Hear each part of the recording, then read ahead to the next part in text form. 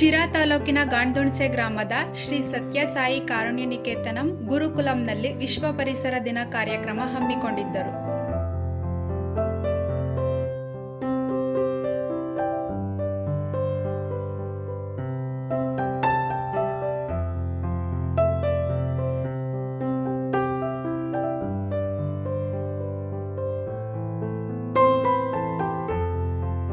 ನಂತರ ತಾವರೆಕೆರೆ ಪೊಲೀಸ್ ಠಾಣೆಯ ಉಪನಿರೀಕ್ಷಕ ಶಿವಕುಮಾರ್ ಮಾತನಾಡಿ, ಪ್ರತಿ ವಿದ್ಯಾರ್ಥಿಯು ಕನಿಷ್ಠ 5-6 ಗಿಡಗಳನ್ನು ನೆಟ್ಟು ಅವುಗಳನ್ನು ಮರಗಳಾಗುವವರೆಗೆ ಪೋಷಿಸುವ ಜವಾಬ್ದಾರಿ ವಹಿಸಬೇಕು. ಪರಿಸರ ಸಂರಕ್ಷಣೆ ಪ್ರತಿಯೊಬ್ಬರ ಕರ್ತವ್ಯವಾಗಿದೆ ಎಂದು ಹೇಳಿದರು.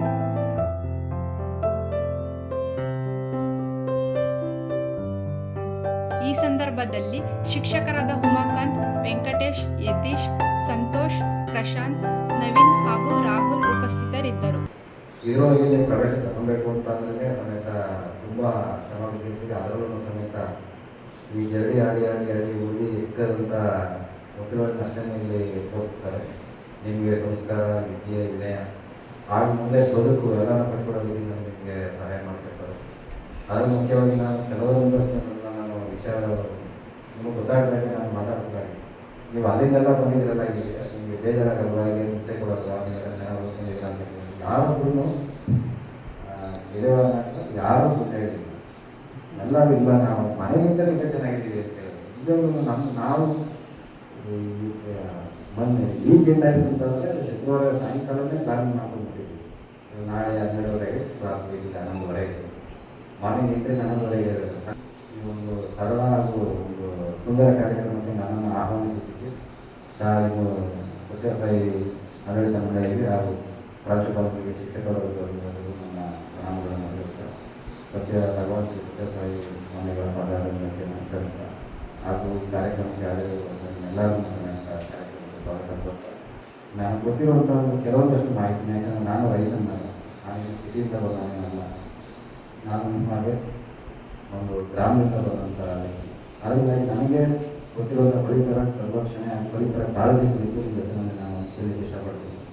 ಮುಖ್ಯವಾಗಿ ನಿಮಗೆ ಗೊತ್ತಿರೋ ಈಗ ನಾವು ನೀವೆಲ್ಲ ಡಿಸ್ಕಸ್ ಮಾಡೋಣ. ಈಗ ಇದರಲ್ಲಿ ನಿಮ್ಮ ಟೀಚರ್ಸು ಇಲ್ಲ, ನಾನು ನೀವು ಅಷ್ಟೇ. ಈಗ ನಿಮಗೆ ಗೊತ್ತಿರೋ ಪರಿಸರ ಅಂತಂದರೆ ಏನು ಹೇಳಿ, ಮಮತಾಗಿ ವಾತಾವರಣ ಅಂತ ಹೇಳಿರ್ತಾರೆ.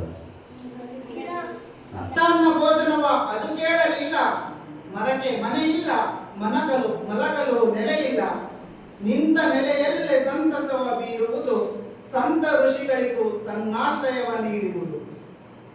ಎಲ್ಲ ಪಡೆದಿಹ ಮನುಜ ಮರಕ್ಕೇನು ಕೊಡಲಿಲ್ಲ, ಏನು ಪಡೆಯದ ಮರವು ಕೊಡುವುದನ್ನು ಬಿಡಲಿಲ್ಲ. ಮಡದಿಗೊಂದು ಹೂವ ಮುಡಿಸಿ, ಮಗುವಿಗೊಂದು ಹಣ್ಣ ತಿನ್ನಿಸಿ, ಮನೆಗೆ ಒಂದು ತೊಲೆಯನ್ನಿಟ್ಟು ಸೂರ ಕಟ್ಟಿದ್ದು ಕೂಡ ಇದೇ ಮರದಿಂದ. ಕೊನೆಗಡಿಗೆ ಮಾಡಿ ತಿನ್ನುವ ಅನ್ನವೆಂದದ್ದು ಕೂಡ ಮರದಿಂದ.